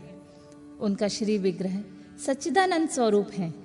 वे सदा ध्यान रूपी धर्म में स्थित रहते हैं और सदा सब पर अनुग्रह क्रिया करते हैं। वे स्व आत्माराम हैं और समाधि रूपी आसन पर आसीन होकर नित्य विराजमान होते हैं। कर्म और ध्यान आदि का अनुष्ठान करने से क्रमशः साधन पथ से आगे बढ़ने पर उनका दर्शन साध्य होता है। नित्य नैमित्तिक आदि कर्मों द्वारा देवताओं का यजन करने से भगवान शिव के समाराधन कर्म में मन लगता है। यदि क्रिया आदि जो शिव संबंधी कर्म है उनके द्वारा शिव ज्ञान सिद्ध करें, जिन्होंने शिव तत्व का साक्षात्कार कर लिया अथवा जिन पर शिव की कृपा दृष्टि पड़ चुकी है, वे सब मुक्त ही हैं। इसमें संशय नहीं है। आत्मस्वरूप से जो स्थिति है वही मुक्ति है। एकमात्र अपने आत्मा में रमण या आनंद का अनुभव करना ही मुक्ति का स्वरूप होता है। जो पुरुष क्रिया, तप, जप, ज्ञान और ध्यान रूपी धर्मों में भली भांति स्थित है, वह शिव का साक्षात करके स्वरात्मा स्वरूप मोक्ष को भी प्राप्त कर लेता है। जैसे सूर्यदेव अपनी किरणों से अशुद्धि को दूर कर देते हैं, उसी प्रकार कृपा करने में कुशल भगवान शिव अपने भक्त के अज्ञान को मिटा देते हैं। अज्ञान की निवृत्ति हो जाने पर शिव ज्ञान स्वतः प्रकट हो जाता है। शिव ज्ञान से अपना विशुद्ध स्वरूप आत्मारामत्व प्राप्त होता है और आत्मारामत्व की सम्यक सिद्धि हो जाने पर मनुष्य कृतकृत्य हो जाता है। इस तरह यहाँ जो बताया गया है वह पहले मुझे गुरु परंपरा से प्राप्त हुआ था। तत्पश्चात मैंने पुनः जगदीश्वर के मुख से इस विषय को सुना था। नंदी स्थान से परे जो स्वयं वैद्य शिव वैभव है, उनका अनुभव केवल भगवान शिव को ही है। साक्षात शिवलोक में उस वैभव का ज्ञान सबको शिव की कृपा से ही हो सकता है, अन्यथा नहीं। ऐसे आस्तिक पुरुषों का कथन है। साधक को चाहिए कि वह 5 लाख जप करने के पश्चात भगवान शिव की प्रसन्नता के लिए महाभिषेक एवं नैवेद्य निवेदन करके शिव भक्तों का पूजन करे। भक्ति की पूजा से भगवान शिव बहुत प्रसन्न होते हैं। शिव और उनके भक्त में कोई भेद नहीं है, वह साक्षात शिव स्वरूप ही होते हैं। शिव स्वरूप मंत्र को धारण करके वह शिव ही हो गया रहता है। शिव भक्त का शरीर शिव रूप ही होता है, अतः उनकी सेवा में तत्पर रहना चाहिए। जो शिव के भक्त हैं वे लोक और वेद की सारी क्रियाओं को जानते हैं। जो क्रमशः जितना जितना शिव मंत्र का जाप कर लेता है, उसके शरीर को उतना ही उतना शिव का सामीप्य प्राप्त हो जाता है। इसमें संशय नहीं है। शिव भक्त स्त्री का रूप देवी पार्वती का ही स्वरूप होता है। वह जितना मंत्र जपती है उसे उतना ही देवी का सानिध्य प्राप्त होता है। साधक स्वयं शिव स्वरूप होकर पराशक्ति का पूजन करे। शक्ति, वैर तथा लिंग का चित्र बनाकर अथवा मिट्टी आदि से इसकी आकृति का निर्माण करके प्राण प्रतिष्ठा पूर्वक निष्कपट भाव से इनका पूजन करें। शिवलिंग को शिव मानकर, अपने को शक्ति रूप समझकर, शक्ति लिंग को देवी मानकर और अपने को शिव रूप समझकर शिवलिंग को नाद रूप तथा शक्ति को बिंदु रूप मानकर परस्पर सटे हुए शक्ति लिंग और शिवलिंग के प्रति उपप्रधान और प्रधान की भावना रखते हुए जो शिव और शक्ति का पूजन करता है, वह मूल रूप की भावना करने के कारण शिव रूप ही है। शिव भक्त शिव मंत्र रूप होने के कारण शिव के ही स्वरूप होते हैं। जो 16 उपचारों से उनकी पूजा करता है उसे अभीष्ट वस्तुओं की प्राप्ति होती है। जो शिवलिंगो उपासक शिव भक्ति की सेवा आदि करके उसे आनंद प्रदान करता है, उस विद्वान पर भगवान शिव बड़े प्रसन्न होते हैं। 10, 5 या 100 सपत्नीक शिव भक्तों को बुलाकर भोजन आदि के द्वारा पत्नी सहित उनका सदैव समादर करें। धन में, देह में और मंत्र में शिव भावना रखते हुए उन्हें शिव और शक्ति का स्वरूप जानकर निष्कपट भाव से उनकी पूजा करें। ऐसा करने वाला पुरुष भूतल पर फिर जन्म नहीं लेता है। ऋषि बोले, सर्वज्ञों में श्रेष्ठ सूत जी, बंधन और मोक्ष का स्वरूप क्या है, हमें यह बताइए। सूत जी ने कहा, महर्षियों, मैं बंधन और मोक्ष का स्वरूप तथा मोक्ष के उपाय का वर्णन करूंगा। तुम लोग आदर पूर्वक सुनो। जो प्रकृति आदि 8 बंधनों से बंधा हुआ है वह जीव वृद्ध कहलाता है, और जो उन 8 बंधनों से छूटा हुआ है उसे मुक्त कहते हैं। प्रकृति आदि को वश में कर लेना मोक्ष कहलाता है। बंधक आगंतुक है और मोक्ष स्वतः सिद्ध है। वृद्ध जीव जब बंधन से मुक्त हो जाता है तो उसे मुक्त जीव कहते हैं। प्रकृति, वृद्धि, त्रिगुणात्मक, अहंकार और 5 तंत्र मात्राएं, इन्हें ज्ञानी पुरुष प्रकृति रस्तक मानते हैं। प्रकृति आदि 8 तत्वों के समूह से देह की उत्पत्ति होती है। देह से कर्म उत्पन्न होता है और कर्म से नूतन देह की उत्पत्ति होती है। इस प्रकार बारंबार जन्म और कर्म होते रहते हैं। शरीर को स्थूल, सूक्ष्म और कारण के भेद से 3 प्रकार का जानना चाहिए। स्थूल शरीर व्यापार कराने वाला, सूक्ष्म शरीर इंद्रियों भोग प्रदान करने वाला तथा कारण शरीर आत्मा आनंद की अनुभूति कराने वाला कहा गया है। जीव को उसके प्रारब्ध कर्मानुसार दुख और सुख प्राप्त होते हैं। वह अपने पुण्य कर्मों के फल स्वरूप सुख और पाप कर्मों के फल स्वरूप दुख का उपभोग करता है। अतः कर्मपाश से बंधा हुआ जीव अपने त्रिभित शरीर में होने वाले शुभाशुभ कर्मों द्वारा सदा चक्र की भांति बारंबार घुमाया जाता है। इस चक्रवत भ्रमण की निवृत्ति के लिए चक्रकर्ता का स्तवन तथा आराधन करना चाहिए। प्रकृति आदि जो 8 पाश बतलाए गए हैं उनका समुदाय ही महाचक्र है, और जो प्रकृति से परे है वह परमात्मा शिव है। भगवान महेश्वर ही प्रकृति आदि महाचक्र के कर्ता हैं, क्योंकि वे प्रकृति से परे हैं।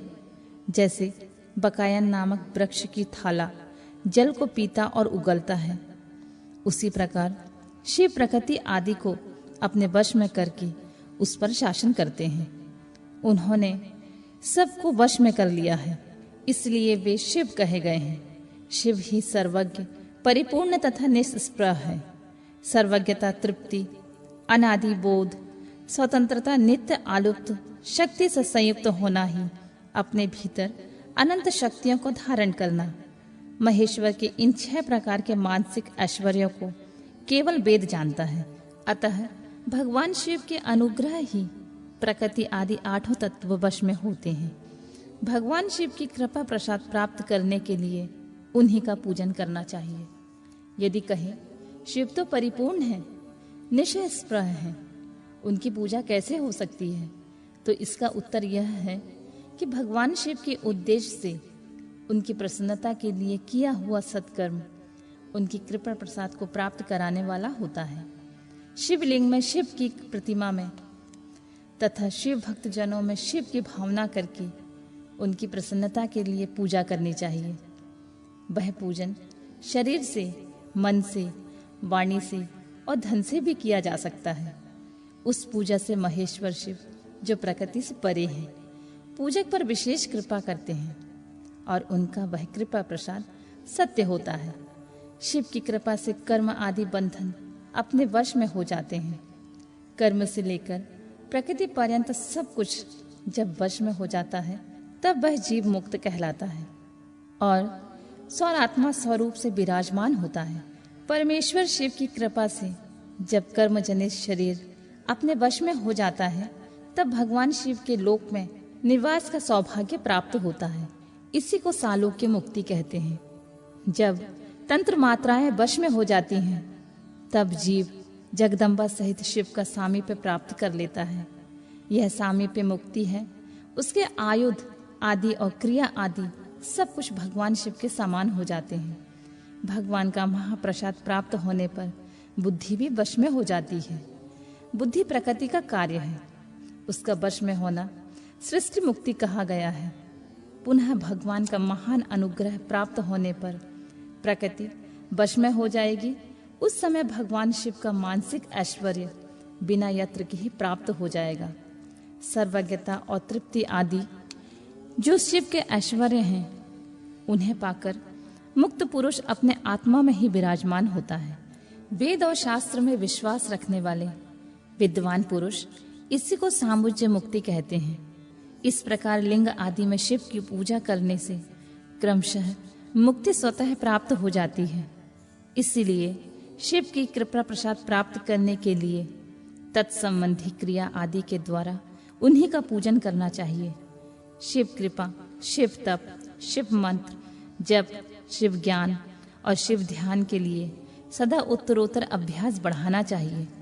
प्रतिदिन प्रातः काल ही रात के सोते समय तक और जन्म काल से लेकर मृत्यु पर्यंत सारा समय भगवान शिव के चिंतन में ही बिताना चाहिए। सद्योजात आदि मंत्रों द्वारा तथा नाना प्रकार के पुष्पों से जो शिव की पूजा करता है वह शिव को ही प्राप्त होगा। ऋषि बोले, उत्तम व्रत का पालन करने वाले सूत जी, लिंग आदि में शिव जी की पूजा का क्या विधान है, हमें यही भी बताइए। सूत जी ने कहा, द्विजो, मैं लिंगों के क्रम का यथावत वर्णन कर रहा हूँ, तुम सब लोग ध्यान से सुनो। वह प्रणव ही समस्त अभीष्ट वस्तुओं को देने वाला प्रथम लिंग है, उसे सूक्ष्म प्रणव रूप समझो। सूक्ष्म लिंग निष्फल होता है, स्थूल लिंग सकल। पंचाक्षर मंत्र को ही स्थूल लिंग कहते हैं। उन दोनों प्रकार के लिंगों का पूजन तप कहलाता है। वे दोनों ही लिंग साक्षात मोक्ष देने वाले होते हैं। पौरुष लिंग और प्राकृतिक लिंग के रूप में बहुत से लिंग होते हैं। उन्हें भगवान शिव ही विस्तार पूर्वक बता सकते हैं, दूसरा कोई नहीं जानता है। पृथ्वी के विकार भूत जो जो लिंग ज्ञात हैं उनको मैं तुम्हें बता रहा हूँ। उनमें स्वयंभू लिंग प्रथम है, दूसरा बिंदु लिंग, तीसरा प्रतिष्ठित लिंग, चौथा चर लिंग और पांचवा गुरु लिंग है। देवर्षियों की तपस्या से संतुष्ट हो उनके समीप प्रकट होने के लिए पृथ्वी के अंतर्गत बीज रूप से व्याप्त हुए भगवान शिव वृक्षों के अंकुर की भांति भूमि को भेद कर नादलिंग के रूप में व्यक्त हो जाते हैं। वे स्वतः व्यक्त हुए शिव स्वयं प्रकट होने के कारण स्वयंभू नाम धारण करते हैं। ज्ञानी जन उन्हें स्वयंभू लिंग के रूप में जानते हैं।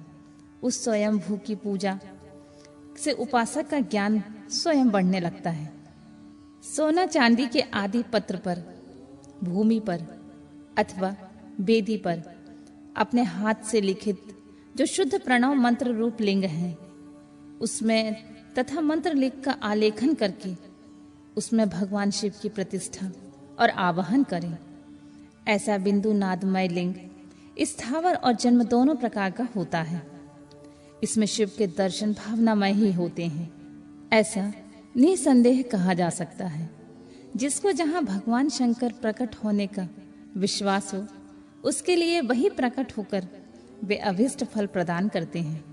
अपने हाथ से लिखे हुए यंत्र में अथवा अकृत्रिम स्थावर आदि में भगवान शिव का आवाहन करके 16 उपचारों से उनकी पूजा करें।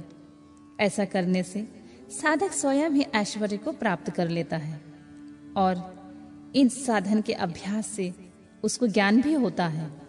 देवताओं और ऋषियों ने आत्मसिद्धि के लिए अपने हाथ से वैदिक मंत्रों के उच्चारण पूर्वक शुद्ध मंडल में शुद्ध भावना द्वारा जिस उत्तम शिवलिंग की स्थापना की है उसे पौरुष लिंग कहते हैं तथा वही प्रतिष्ठित लिंग कहलाता है। उस लिंग की पूजा करने से सदा पौरुष ऐश्वर्य की प्राप्ति होती है। महान ब्राह्मण और महाधनी राजा किसी कारीगर से शिवलिंग का निर्माण कराकर जो मंत्र पूर्वक उसकी स्थापना करते हैं, उनके द्वारा स्थापित हुआ वह लिंग भी प्रतिष्ठित लिंग कहलाता है। किंतु वह प्राकृत लिंग है, इसलिए प्राकृत ऐश्वर्य भोग की ही देने वाला होता है। जो शक्तिशाली और नित्य होता है उसे पौरुष कहते हैं तथा जो दुर्बल और अनित्य होता है वह प्राकृत कहलाता है। लिंग, नाभि, जिह्वा, नासाग्र भाग और शिखा के क्रम से कटी, हृदय और मस्तक तीनों स्थानों में जो लिंग की भावना की गई है उसे आध्यात्मिक लिंग को ही चर लिंग कहते हैं। पर्वत को पौरुष लिंग बताया गया है और भूतल को विद्वान पुरुष प्राकृत लिंग कहते हैं। वृक्ष आदि को पौरुष लिंग जानना चाहिए और गुल्म आदि को प्राकृतिक लिंग, साठी नामक धान्य को प्राकृतिक लिंग समझना चाहिए और शाली एवं गेहूं को पौरुष लिंग। अणिमा आदि 8 सिद्धियों को देने वाला जो ऐश्वर्य है उसे पौरुष ऐश्वर्य जानना चाहिए। सुंदर स्त्री तथा धन आदि विषयों को आस्तिक पुरुष प्राकृत ऐश्वर्य कहते हैं। चरलिंगों में सबसे प्रथम रसलिंग का वर्णन किया जाता है। रसलिंग ब्राह्मणों को उसकी सारी अभीष्ट वस्तुओं को देने वाला होता है। शुभ कारक बाणलिंग क्षत्रियों को महान राज्य की प्राप्ति कराने वाला है। सुवर्णलिंग वैश्यों को महाधनपति का पद प्रदान करने वाला है तथा सुंदर शिवलिंग शूद्रों को महाशुद्धि देने वाला होता है। स्फटिकमय लिंग तथा वाणलिंग सब लोगों को उनकी समस्त कामनाएं प्रदान करते हैं। अपना ना हो तो दूसरों का स्फटिक या वाणलिंग भी पूजा के लिए निषिद्ध नहीं है। स्त्रियों विशेषतः सद्भावों के लिए पार्थिव लिंग की पूजा का विधान है। प्रवृत्ति मार्ग में स्थित विधवाओं के लिए स्फटिक लिंग की पूजा बताई गई है, परंतु विरक्त विधवाओं के लिए रसलिंग की पूजा का ही श्रेष्ठ कहा गया है। उत्तम व्रत का पालन करने वाले महर्षियों बचपन में, जवानी और बुढ़ापे में भी शुद्ध स्फटिकमय शिवलिंग का पूजन स्त्रियों के लिए समस्त भोग प्रदान करने वाला होता है। ग्रहासक्त स्त्रियों के लिए पीठ पूजा भूतल पर संपूर्ण अभीष्ट देने वाली होती है। प्रवृत्ति मार्ग में चलने वाला पुरुष सुपात्र गुरु के सहयोग से ही समस्त पूजा कर्म संपन्न करे। इष्ट देव का अभिषेक करने के पश्चात अगहनी में चावल से बने खीर आदि पकवानों द्वारा नैवेद्य अर्पण करे। पूजा के अंत में शिवलिंग को संपुट में विराज कर घर के भीतर पृथक रख दें। जो निवृत्ति मार्गी पुरुष हैं उनके लिए हाथ पर ही शिवलिंग पूजा का विधान है। उन्हें भिक्षादि से प्राप्त हुए अपने भोजन को ही नैवेद्य रूप में निवेदित करना चाहिए। निवृत्त पुरुषों के लिए सूक्ष्म लिंग ही श्रेष्ठ बताया जाता है। वे विभूति के द्वारा पूजन करें और विभूति को ही नैवेद्य के रूप में निवेदित करें। पूजा करके उस लिंग को सदा अपने मस्तक पर धारण करें। विभूति 3 प्रकार की बताई गई है: लोकाग्नि जनित, वेदाग्नि जनित और शिवाग्नि जनित। लोकाग्नि जनित या लौकिक भस्म को द्रव्यों की शुद्धि के लिए लाकर रखें। मिट्टी, लकड़ी और लोहे के पात्र को, धान्य को, तिल आदि को द्रव्यों की, वस्त्र आदि को तथा पर्युषित वस्तु के भस्म से शुद्धि होती है। कुत्ते आदि से दूषित हुए पात्रों के भी भस्म से ही शुद्धि मानी गई है। वस्तु विशेष की शुद्धि के लिए यथोयोग सजल अथवा निर्जल भस्म का उपयोग करना चाहिए। वेदाग्नि जनित जो भस्म है उसको उन वैदिक कर्मों के अंत में धारण करना चाहिए। मंत्र और क्रिया से जनित जो होम कर्म है वह अग्नि में भस्म का रूप धारण करता है। उस भस्म को धारण करने से वह कर्म आत्मा से आरोपित हो जाता है। अघोर मूर्तिधारी शिव का जो अपना मंत्र है उसे पढ़कर बेल की लकड़ी को जलाएं। उस मंत्र से अभिमंत्रित अग्नि को शिवाग्नि कहा गया है। उसके द्वारा जले हुए काष्ठ का जो भस्म है वह शिवाग्नि जनित है। कपिला गाय के गोबर अथवा गाय मात्र के गोबर को तथा शमी, पीपल, प्लाश, बड़, अमलतास और बेर, इनकी लकड़ियों को शिवाग्नि से जलाएं। वह शुद्ध भस्म शिवाग्नि जनित माना गया है। अथवा कुश की अग्नि में शिव मंत्र के उच्चारण पूर्वक काठ को जलाएं। फिर उस भस्म को कपड़े से अच्छी तरह छानकर नए घड़े में भरकर रख दें। उसे समय समय पर अपनी कांति या शोभा बढ़ाने की वृद्धि के लिए धारण करें। ऐसा करने वाला पुरुष सम्मानित और पूजित होता है। पूर्व काल में भगवान शिव ने भस्म शब्द का ऐसा ही अर्थ प्रकट किया था। जैसे राजा अपने राज्य में सारभूत कर को ग्रहण करता है, जैसे मनुष्य सस्य आदि को जलाकर रांधकर उसका सार ग्रहण करते हैं, जैसे जठरानल नाना प्रकार के भक्ष भोज आदि पदार्थों को भारी मात्रा में ग्रहण करके जलाकर सारतात वस्तुएं ग्रहण करता तथा उस सारतर वस्तुओं से स्वदेह का पोषण करता है, उसी प्रकार प्रपंच करता परमेश्वर शिव ने भी अपने में अध्यय रूप में विद्यमान प्रपंच को जलाकर भस्म रूप में उनके सार तत्व को ग्रहण किया था। प्रपंच को दग्ध करके शिव ने उसके भस्म को अपने शरीर में लगाया। राख भभूत पोतने के बहाने जगत के सार को ही ग्रहण किया है। अपने शरीर में अपने लिए रत्न स्वरूप भस्म को इस प्रकार स्थापित किया है। आकाश में सार तत्व से केश, वायु के सार तत्व से मुख, अग्नि के सार तत्व से हृदय, जल के सार तत्व से कटी भाग और पृथ्वी के सार तत्व से घुटने को धारण किया है। इसी तरह उनके सारे अंग विभिन्न वस्तुओं के समरूप हैं। महेश्वर ने अपने ललाट में तिलक रूप से जो त्रिपुंड धारण किया है वह ब्रह्मा, विष्णु और रुद्र का सार तत्व है। वे इन सब वस्तुओं को जगत के अभ्युदय का हेतु मानते हैं। इन भगवान शिव ने प्रपंच के सार सर्वज्ञ को अपने वश में कर लिया है। अतः इन्हें अपने वश में करने वाला दूसरा कोई नहीं है। जैसे समस्त मृगों का हिंसक मृग सिंह कहलाता है और उसकी हिंसा करने वाला कोई दूसरा मृग नहीं होता है, अतएव उसे सिंह कहा जाता है। शकार का अर्थ है नित्य सुख एवं आनंद का, और इकार का अर्थ है पुरुष, और वकार का अर्थ है अमृत रूपा शक्ति। इन सब का सम्मिलित रूप ही शिव कहलाता है। अतः इस रूप में भगवान शिव को अपनी आत्मा मानकर उनकी पूजा करनी चाहिए। अतः पहले अपने अंगों में भस्म मलें, फिर ललाट में उत्तम त्रिपुंड धारण करें। पूजा काल में सजल भस्म का उपयोग होता है। उसे द्रव्य शुद्धि के लिए निर्जल भस्म का गुणातीत परम शिव राजस आदि का साविकार गुणों का अवरोध करते हैं, दूर हटाते हैं। इसलिए वे सबके गुरु रूप का आश्रय लेकर स्थित हैं। गुरु विश्वासी शिष्यों के 3 गुणों को पहले दूर करके फिर उन्हें शिवा तत्व का बोध कराते हैं। इसीलिए गुरु कहलाते हैं। गुरु की पूजा परमात्मा शिव की पूजा होती है। गुरु के उपयोग से बचा हुआ सारा पदार्थ आत्मा शुद्धि करने वाला होता है।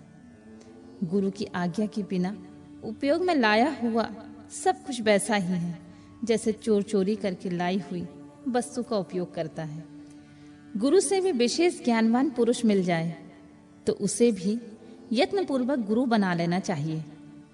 अज्ञान रूपी बंधन से छूटना ही जीव मात्र के लिए साध्य पुरुषार्थ होता है। अतः जो विशेष ज्ञानवान है वही जीव को उस बंधन से छुड़ा सकता है। जन्म और मरण रूप द्वंद्व को भगवान शिव के माया ने ही अर्पित किया है। जो इन दोनों को शिव के माया को ही अर्पित कर देता है फिर वह शरीर के बंधन में नहीं पड़ता। जब तक शरीर रहता है तब तक जो क्रिया के अधीन है वह जीव वृद्ध कहलाता है। स्थूल, सूक्ष्म और कारण तीनों शरीरों को वश में कर लेने पर जीव का मोक्ष हो जाता है, ऐसा ज्ञानी पुरुष का कथन है। माया चक्र के निर्माता भगवान शिव ही परम कारण है। वे अपनी माया के दिए हुए द्वंद्व का स्वयं ही परिमार्जन करते हैं। अतः शिव के द्वारा कल्पित हुआ द्वंद्व उन्हीं को समर्पित कर देना चाहिए। जो शिव की पूजा में तत्पर हो वह मौन रहे, सत्य आदि गुणों से संयुक्त हो तथा क्रिया, जप, तप, ज्ञान और ध्यान से एक एक का अनुष्ठान करता रहे। ऐश्वर्य दिव्य शरीर की प्राप्ति, ज्ञान का उदय, अज्ञान का निवारण और भगवान शिव के सामीप्य का लाभ, ये क्रमशः क्रिया आदि के फल हैं। निष्काम कर्म करने से अज्ञान का निवारण हो जाने के कारण शिव भक्त पुरुष उसके यथोक्त फल को पाता है। शिव भक्त पुरुष देश, काल, शरीर और धन के अनुसार यथा योग क्रिया आदि का अनुष्ठान करे। न्यायोपार्जित उत्तम धन से निर्वाह करते हुए विद्वान पुरुष शिव के स्थान में निवास करे। जीव हिंसा आदि से रहित अत्यंत क्लेश शून्य जीवन बिताते हुए पंचाक्षर मंत्र के जप से अभिमंत्रित अन्न और जल को सुख स्वरूप माना गया है। अथवा कहते हैं कि दरिद्र पुरुष के लिए भिक्षा से प्राप्त हुआ अन्न ज्ञान देने वाला होता है। शिव भक्त को भिक्षा से प्राप्त हो वह शिव भक्त को बढ़ाता है। शिव योगी पुरुष भिक्षात्र को शुभ शंभु सूत्र कहते हैं। जब किसी भी उपाय से जहां कहीं भी भूतल पर शुद्ध अन्न का भोजन करते हुए सदा मौन भाव से रहें और अपने साधन का रहस्य किसी पर प्रकट न होने दें। भक्तों के समक्ष ही शिव के महात्म को प्रकाशित करें। शिव मंत्र के रहस्य को भगवान शिव ही जानते हैं, दूसरा नहीं। सूत जी कहते हैं, महर्षियों, अब मैं वैदिक कर्म के प्रति श्रद्धा भक्ति रखने वाले लोगों के लिए वेदोक्त मार्ग से ही पार्थिव पूजा की पद्धति का वर्णन करता हूँ। यह पूजा भोग और मोक्ष दोनों को देने वाली होती है। आहिसिक सूत्रों में बताई हुई विधि के अनुसार विधि पूर्वक स्नान और संध्या उपासना करने के पहले ब्रह्म यज्ञ करें। तत्पश्चात देवताओं, ऋषियों, सनकादि मनुष्यों और पितरों का तर्पण करें। अपनी रुचि के अनुसार संपूर्ण नित्य कर्मों को पूर्ण करके शिव स्मरण पूर्वक भस्म तथा रुद्राक्ष धारण करें। तत्पश्चात संपूर्ण मनोवांछित फल की प्राप्ति के लिए ऊंची भक्ति भावना के साथ उत्तम पार्थिव लिंग को वेदोक्त विधि से भली भांति पूजा करें। नदी या तालाब के किनारे, पर्वत पर, वन में, शिवालय में अथवा किसी पवित्र स्थान में पार्थिव पूजा करने का विधान है। ब्राह्मणों, शुद्ध स्थान से निकाली हुई मिट्टी को यत्नपूर्वक लाकर बड़ी सावधानी के साथ शिवलिंग का निर्माण करें। ब्राह्मण के लिए श्वेत, क्षत्रिय के लिए लाल, वैश्य के लिए पीली और शूद्र के लिए काली मिट्टी से शिवलिंग बनाने का विधान है।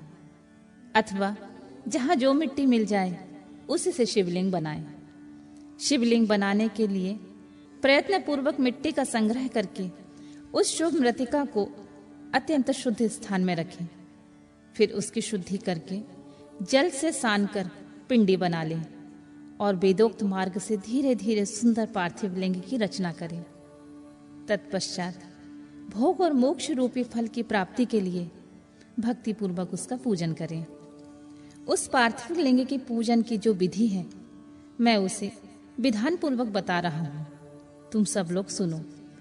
ओम नमः शिवाय इस मंत्र का उच्चारण करते हुए समस्त पूजन सामग्री का प्रोक्षण करें, उस पर जल छिड़कें। इसके बाद भूरसिम इत्यादि मंत्र से क्षेत्र सिद्धि करें। फिर आपम स्मानम इस मंत्र से जल का संस्कार करें। इसके बाद नमस्ते रुद्रम इस मंत्र से स्फटिक शिला का घेरा बनाने की बात कही गई है। नमः शंभवायम इस मंत्र से क्षेत्र शुद्धि तथा पंचामृत का प्रोक्षण करें। तत्पश्चात शिव भक्त पुरुष नमः पूर्वक नील ग्रीवायम मंत्र से शिवलिंग की उत्तम प्रतिष्ठा करें। इसके बाद वैदिक रीति से पूजन करने वाला उपासक भक्ति पूर्वक ऐतते रुद्रावसम इस मंत्र से रमणीय आसन दे। मानो महानतम इस मंत्र से आवाहन करे। याते रुद्रम इस मंत्र से भगवान शिव को आसन पर समासीन करे। यामिशुम इस मंत्र से शिव के अंगों में न्यास करे। अध्यबोचतम इस मंत्र से प्रेम पूर्वक अधिवासन करे। असोयस्ताम्रो इस मंत्र से शिवलिंग में इष्ट देवता शिव का न्यास करे। इसके बाद नमस्तुते नीलग्रीवायम इस मंत्र से इष्ट देव को पादे समर्पित करें। रुद्र गायत्र्यम से अर्घ दे। त्र्यंबकम मंत्र से आचमन कराएं। पयम प्रतिभ्याम इस मंत्र से दुग्ध स्नान कराएं। दधि क्रामणीयम इस मंत्र से दधि स्नान कराएं। घृत घृत पावा इस मंत्र से घृत स्नान कराएं। मधुबाताम, मधुनक्तम, मधुमान्यो इन 3 ऋचाओं से मधु स्नान और शर्करा स्नान कराएं। इस दुग्ध आदि 5 वस्तुओं को पंचामृत कहते हैं। अथवा पाद्य समर्पण के लिए कहे नमस्तुते नीलग्रीवायाम इत्यादि मंत्र द्वारा पंचामृत से स्नान कराएं। तदनंतर म नमस्तोक्यम इस मंत्र से प्रेम पूर्वक भगवान शिव को कटिबंध अर्पित करें। इसके बाद याते हेतियम इत्यादि 4 ऋचाओं को पढ़कर वेदक्त भक्त प्रेम से विधि पूर्वक भगवान शिव के लिए वस्त्र समर्पित करें। इसके बाद नमः श्रयभम इत्यादि मंत्र को पढ़कर शुद्ध बुद्धि वाला भक्त पुरुष भगवान को प्रेम पूर्वक गंध और अक्षत अर्पित करे। नमः पर्यायम इस मंत्र से फूल चढ़ाएं। नमः पर्यायम इस मंत्र से बिल्व पत्र समर्पण करें। नमः कदर्पिने चाहूं इस मंत्र से विधि पूर्वक धूप दें। इस ऋचा से शास्त्रोक्त विधि के द्वारा दीप निवेदन करें। फिर पूर्वोक्त त्र्यंबकम मंत्र से आचमन कराएं। ऋचा से फल समर्पण करें। फिर भगवान शिव को अपना सब कुछ समर्पण कर दें। तदनंतर इन पूर्वोक्त 2 मंत्रों द्वारा केवल अक्षतों से 11 रुद्रों का पूजन करें। फिर हिरण्यगभ्यम इत्यादि मंत्र से जो 3 ऋचाओं के रूप में पठित हैं दक्षिणा चढ़ाएं। देवस्य त्वाम इस मंत्र से विद्वान पुरुष आराध्य देव का अभिषेक करें। दीप के लिए बताए गए नमः आशवे इत्यादि मंत्र से भगवान शिव की निराजना करें।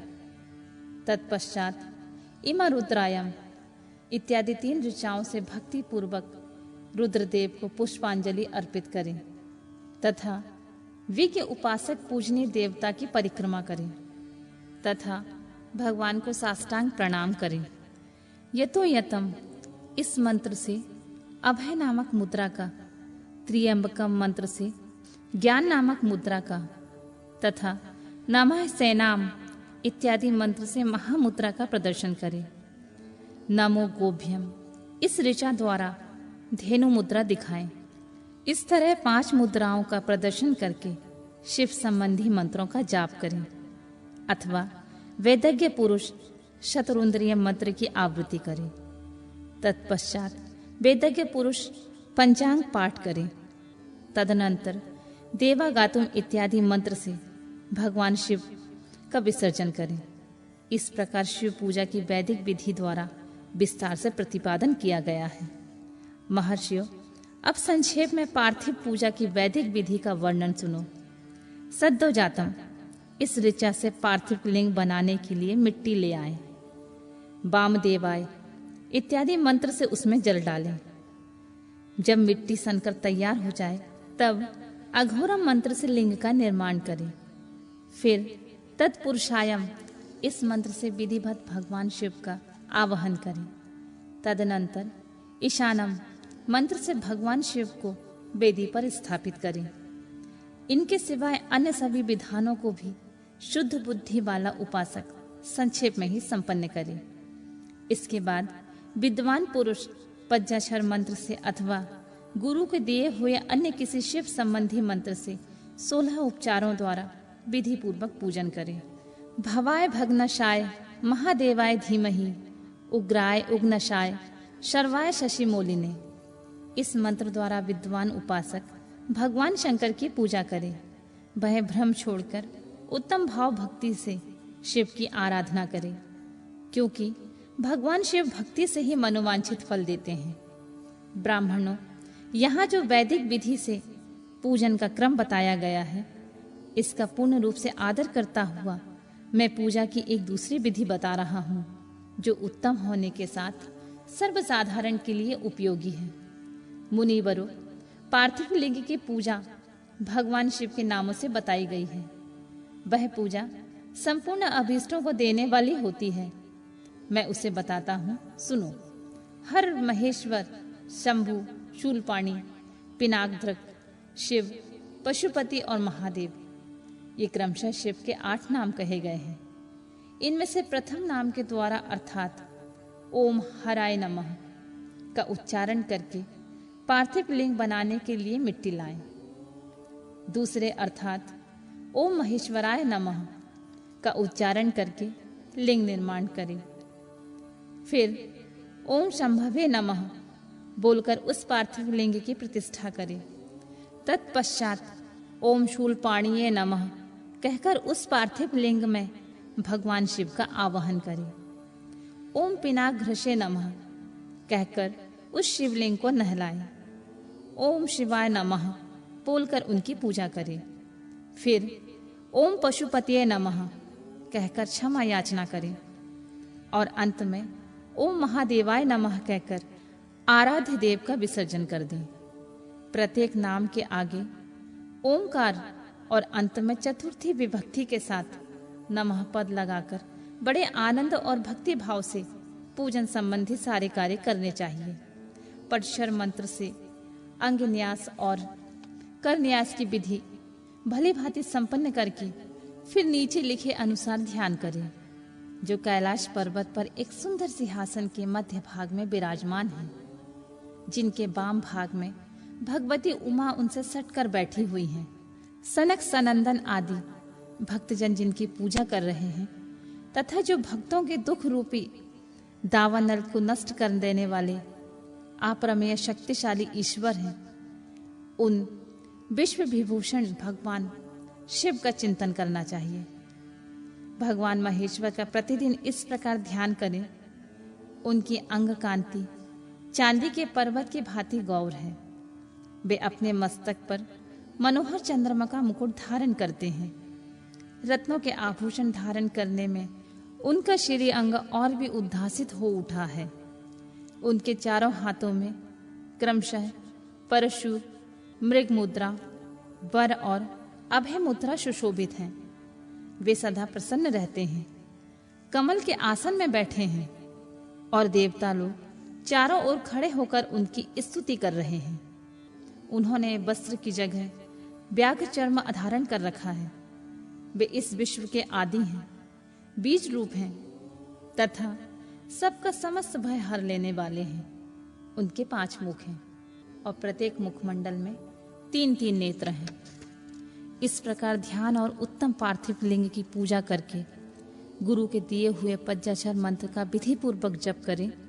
विप्रवरो विद्वान पुरुष को चाहिए कि वह देवेश्वर शिव को प्रणाम करके नाना प्रकार की स्तुतियों द्वारा उनका स्तवन करें तथा शतरुद्रीय का पाठ करें। तत्पश्चात अंजलि में अक्षत और फूल लेकर उत्तम भक्ति भाव से निम्नांकित मंत्रों को पढ़ते हुए प्रेम और प्रसन्नता के साथ भगवान शंकर से इस प्रकार प्रार्थना करें। सबको सुख देने वाले कृपा निधान भूतनाथ शिव, मैं आपका हूँ। आपके गुणों में ही मेरे प्राण बसते हैं, अथवा आपके गुण ही मेरे प्राण। मेरा जीवन सर्वस्व है। मेरा चित्त सदा आपके ही चिंतन में लगा हुआ है। यह जानकर मुझ पर प्रसन्न होइए, कृपा कीजिए। शंकर, मैंने अनजान अथवा जानबूझकर यदि आपका जप और पूजन आदि किया हो तो आप ही कृपा से वह सफल हो जाए। गौरीनाथ, मैं आधुनिक युग का महान पापी हूँ, पतित हूँ और सदा आपके ही परम महान पतित पावन हूँ। इस बात का विचार करके आप जैसा चाहें वैसा करें।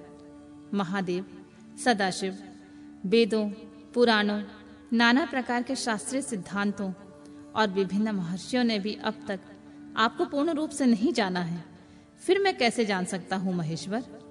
मैं जैसा हूँ वैसा ही उसी रूप में संपूर्ण भाव से आपका हूँ, आपके आश्रित हूँ, इसलिए आपसे रक्षा पाने योग्य हूँ। परमेश्वर, आप मुझ पर प्रसन्न होइए। मुने इस प्रकार प्रार्थना करके हाथ में लिए हुए अक्षत और पुष्प को भगवान शिव के ऊपर चढ़ाकर उन शंभुदेव को भक्ति भाव से विधि पूर्वक साष्टांग प्रणाम करें। तदनंतर शुद्ध बुद्धि वाला उपासक शास्त्रोक्त विधि से इष्ट देव की परिक्रमा करे। फिर श्रद्धा पूर्वक स्तुति द्वारा देवेश्वर शिव की स्तुति करें।